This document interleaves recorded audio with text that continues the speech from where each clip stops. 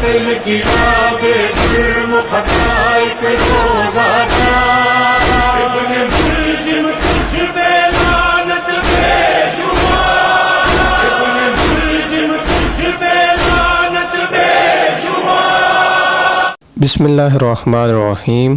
محترم ناظرین السلام علیکم۔ ابن ملجم کی حکایت باعث عبرت ہے۔ اس واقعہ سے زبانی محبت اور دل کی محبت کا فرق بخوبی واضح ہو جائے گا انشاءاللہ۔ جب مولا کائنات حضرت علی علیہ السلام کی خلافت ظاہری کا زمانہ آیا تو حضرت علی علیہ السلام نے یمن میں اپنے عامل یعنی کہ نمائندہ کو خط لکھا اور اس سے درخواست کی کہ لوگوں کے ساتھ عدل و انصاف سے پیش آئے، اور آخر میں اس سے چاہا کہ 10 لائق ترین اور اپنے معتمد یعنی کہ جن پر اعتماد ہو ان افراد کو ایک خاص کام کے لیے حضرت علی علیہ السلام کے پاس بھیجے۔ اس نے 100 لوگوں کو منتخب کیا اور پھر ان میں سے 10 لوگوں کو جو سبھی سے اچھے اور افضل تھے انتخاب کیا۔ ان 10 لوگوں میں سے ابن ملجم مرادی بھی تھا۔ جب یہ لوگ حضرت علی علیہ السلام کے پاس پہنچے، ابن ملجم جو کہ شجاع و فصیح و بلیغ تھا، اس کو ان لوگوں نے اپنا سخن گو بنایا تاکہ حضرت علی علیہ السلام سے گفتگو کرے۔ حضرت علی علیہ السلام سے گفتگو کی اور مدح میں اس نے خود جو شعر کہے تھے پڑھے۔ اس کی تمام باتوں میں سے ایک بات یہ بھی تھی کہ ہم فخر کرتے ہیں کہ آپ فرمان دے اور ہم سب غلامی کریں، اور ہماری یہ تلواریں آپ کے دشمنوں کے لیے آمادہ ہیں۔ حضرت علی علیہ السلام نے بعد میں اس کو اپنے پاس بلایا اور فرمایا کہ تمہارا کیا نام ہے؟ اس نے کہا کہ عبد الرحمن۔ حضرت علی علیہ السلام نے کہا کہ تمہارے باپ کا کیا نام ہے؟ عبد الرحمن نے کہا کہ ملجم۔ حضرت علی علیہ السلام نے کہا کہ کس قبیلے سے ہو؟ کہا کہ مراد۔ تو پھر حضرت علی علیہ السلام نے اس سے 3 مرتبہ کہا کہ کیا تم مرادی ہو؟ کیا تم مرادی ہو؟ کیا تم مرادی ہو؟ ابن ملجم نے کہا جی ہاں اے امیر المومنین۔ اس وقت حضرت علی علیہ السلام نے زبان پر کلمہ ترجیح جاری کیا، ان للہ و انا الیہ راجعون، ہم تو خدا ہی کے ہیں اور اسی کی طرف لوٹ کر جانے والے ہیں۔ پھر حضرت علی علیہ السلام نے اس سے پوچھا کہ کیا تمہاری دایا یہودی عورت تھی؟ اس نے کہا کہ ہاں، وہ عورت جو مجھے دودھ پلاتی تھی وہ ایک یہودی عورت تھی۔ حضرت علی علیہ السلام نے فرمایا کہ جب تم روتے تھے تو تمہاری دایا کہتی تھی کہ اے قاتل شتر سالے سے بدتر؟ ابن ملجم نے کہا جی ہاں ایسا ہی تھا۔ حضرت علی علیہ السلام خاموش ہو گئے اور حکم دیا کہ اس کی مہمان نوازی کرے۔ کچھ دنوں بعد ابن ملجم بیمار ہوا، اور چونکہ کوفہ میں اس کا کوئی تعلق نہ تھا تو خود حضرت علی علیہ السلام اس کی عیادت اور خدمت کرتے تھے یہاں تک کہ وہ ٹھیک ہو گیا۔ ابن ملجم اس قدر حضرت علی علیہ السلام کی محبت کا شائفتہ ہو گیا تھا، عرض کیا کہ میں آپ کے پاس سے نہیں جاؤں گا اور اب یہیں رہوں گا۔ حضرت علی علیہ السلام نے فرمایا ان للہ و انا الیہ راجعون۔ تو ابن ملجم نے کہا اس آیت کے پڑھنے سے آپ کی کیا مراد ہے؟ حضرت علی علیہ السلام نے فرمایا کہ تم میرے قاتل ہو ابن ملجم۔ ابن ملجم کو اس بات سے تعجب ہوا۔ وہ سوچ رہا تھا کہ حضرت کا دوست و محب ہے، لیکن یہ نہیں جانتا تھا کہ خداوند عالم سبھی انسانوں کا امتحان لیتا ہے۔ ناظرین ہمیشہ یاد رکھیں کہ جو شخص محبت کا دعویٰ کرتا ہے اس کے اوپر ہزاروں امتحان ہوتے ہیں۔ ابن ملجم نے اپنا سر پیٹ لیا اور کہا کہ اے امیر المومنین، ابھی اسی وقت مجھے قتل کر دے تاکہ ایسا حادثہ پیش نہ آئے۔ حضرت علی علیہ السلام نے فرمایا کہ تم نے ابھی کوئی کام انجام نہیں دیا، میں کیسے جرم سے پہلے تم سے قصاص لوں؟ ابن ملجم صفین و نہروان کی جنگوں میں حضرت علی علیہ السلام کے قافلہ کے ساتھ تھا۔ جب لشکر اسلام نے خوارج پر غلبہ کیا تو ابن ملجم نے کہا اے مولا اجازت دیں، میں آپ سے پہلے کوفہ جا کر آپ کی فتح و کامیابی کی خوشخبری کوفہ والوں کو دوں۔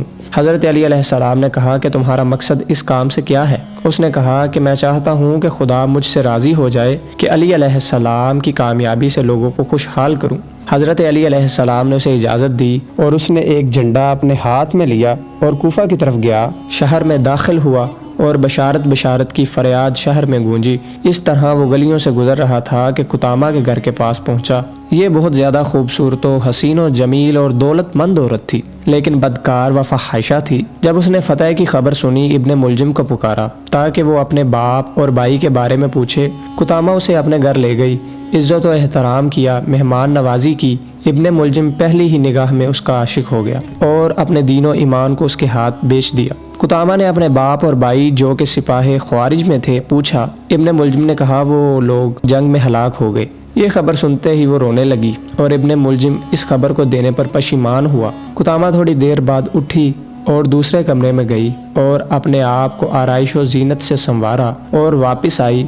اس کو دیکھتے ہی ابن ملجم کا دل لرز گیا۔ ناظرین، ہر وہ انسان جو مسلمان ہے اسے سلمان نہیں کہا جا سکتا، اسے چاہیے کہ پہلے سلمان ہو پھر مسلمان ہو۔ ابن ملجم جو کہ شہوت نفسانی میں اسیر اور اپنے اختیار کو ہاتھ سے دے بیٹھا تھا، قطامہ سے خواستگاری کی تو قطامہ نے کہا کہ اگر تم مجھے چاہتے ہو تو میری مہر بہت زیادہ ہے۔ ابن ملجم نے کہا کہ جتنا بھی ہوگا قبول کروں گا۔ قطامہ نے کہا کہ زیادہ ہے، کچھ پیسے اور جواہرات اور مشک و عنبر وغیرہ۔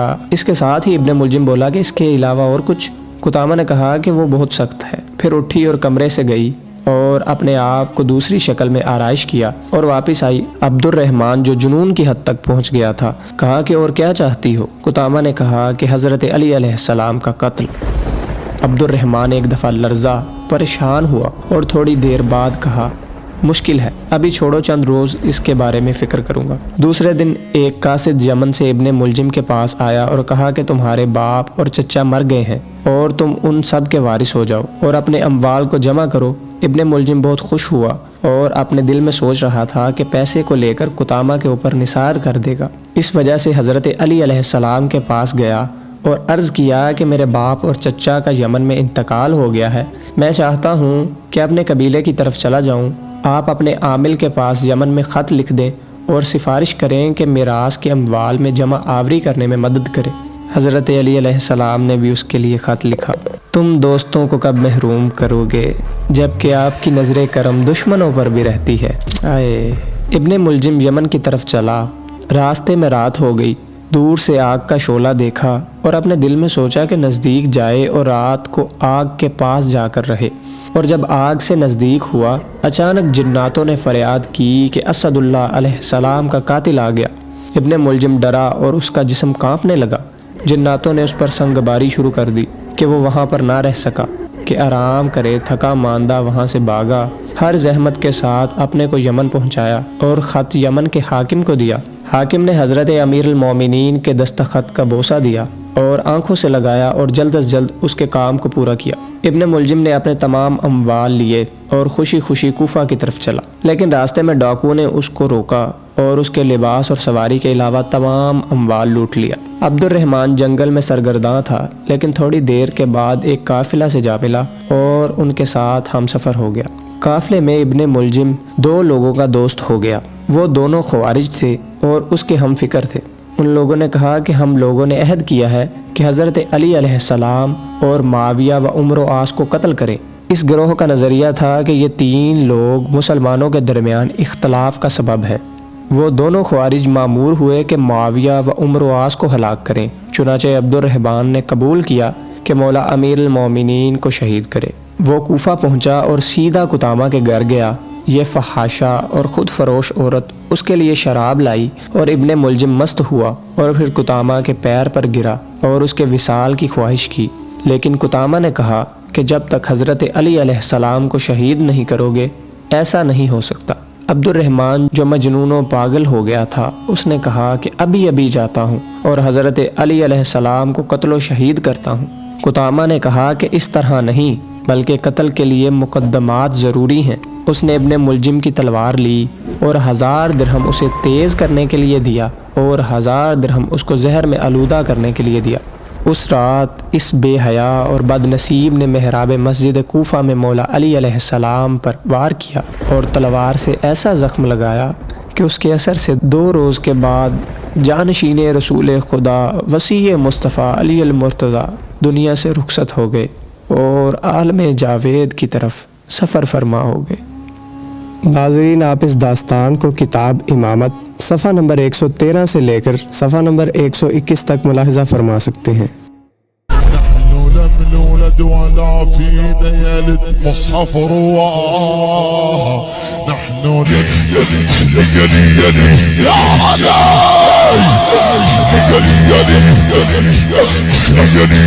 يلي